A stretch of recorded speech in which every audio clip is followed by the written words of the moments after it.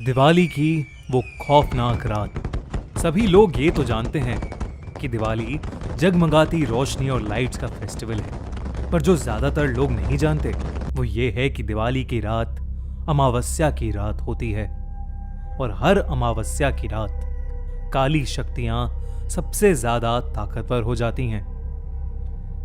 लेकिन 19 साल का सुमित इस बात से अनजान था। वो अपने दोस्त विजय के साथ दिवाली की रात सड़क पर घूम रहा था। तभी विजय की नजर मंदिर के पीछे एक सुनसान से घर की तरफ गई। वहां एक बेहद सुंदर लड़की लाल साड़ी पहने एक दिया जला रही थी। विजय सुमित को लेकर उस घर के पास चला गया। जैसे ही दोनों वहां पहुंचे, उन्होंने देखा कि पूरा घर दियों से सजा था। उन्हें बालकनी में खड़ी वो सुंदर लड़की नजर आई। उसने फिर से वही मन लुभाने वाली मुस्कान देकर दोनों को अंदर बुलाने का इशारा किया। घर अंदर से भी उतना ही बखूबी सजा हुआ था जैसे बाहर से। टेबल पर खाने की अलग अलग चीजें रखी हुई थीं। सुमित टेबल से एक लड्डू उठाकर खाने लगा, पर उसके हाथ से वो गलती से नीचे गिर गया। जैसे ही सुमित लड्डू उठाने के लिए झुका, उसने देखा कि टेबल के नीचे एक भयानक काली परछाई थी, जो सुमित को देखते ही कहीं गायब हो गई।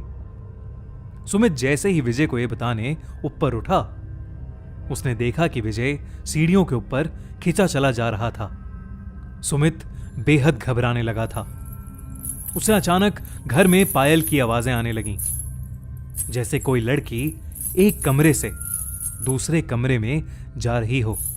सुमित उस आवाज के पीछे पीछे सीढ़ियों से ऊपर चला गया, लेकिन ऊपर जाते ही उसे एक कमरे के अंदर पंखे से लटकी हुई एक लाश दिखी। सुमित उस लाश का चेहरा देखकर बुरी तरह कांपने लगा, क्योंकि वो किसी और की नहीं बल्कि विजय की ही लाश थी।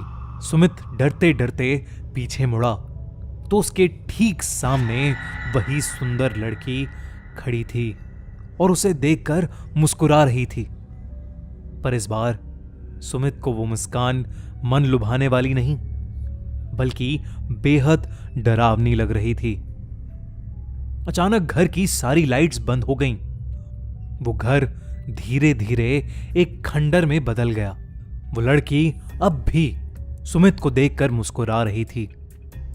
अचानक लाल साड़ी पहनी हुई उस लड़की के बाल सफेद और लंबे होने लगे और आंखें एकदम लाल पड़ गईं और चेहरा एकदम डरावना हो गया था। सुमित उसे देखकर एकदम सुन्न पड़ गया था। वो लड़की हाथ में चाकू लिए सुमित की तरफ बढ़ रही थी। सुमित ने किसी तरह अपना होश संभाला और बिना कुछ सोचे सीधा घर से बाहर भागा, लेकिन वो लड़की सुमित के पीछे पीछे आ रही थी। उस लड़की ने सुमित को मारने के लिए अपना हाथ उसकी तरफ बढ़ाया, लेकिन सुमित तब तक बाहर निकल गया था। उसने जल्दी से घर का दरवाजा बाहर से बंद कर लिया। वो लड़की उस दरवाजे को बहुत तेजी से ठोक रही थी, लेकिन अचानक ठोका पीटी की आवाज बंद हो गई और सुमित को जोर जोर से उस लड़की की चीखें सुनाई देने लगीं, जैसे वो उस घर के अंदर कैद हो गई हो।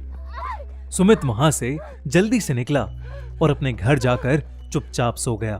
अगली सुबह जब सुमित उठा तो उसकी मां ने बताया कि उसका दोस्त विजय कल रात से लापता है।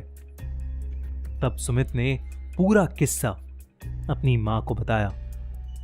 मां ने उससे कहा कि कई साल पहले दिवाली की रात एक लड़की ने उस घर में सुसाइड की थी।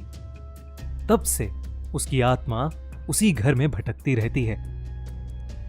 किसी को कभी पता नहीं चल पाया कि उसने सुसाइड क्यों की थी और उस घर में कोई भी नहीं जाता।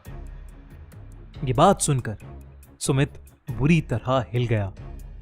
वो ये यकीन करना चाहता था कि जो भी उसके साथ हुआ वो सब एक बुरा सपना था, लेकिन उस रात के बाद उसका दोस्त विजय कभी वापस नहीं आया और सुमित को आज भी दिवाली की वो खौफनाक रात और उस लड़की की भयानक चीखें सोने नहीं देती।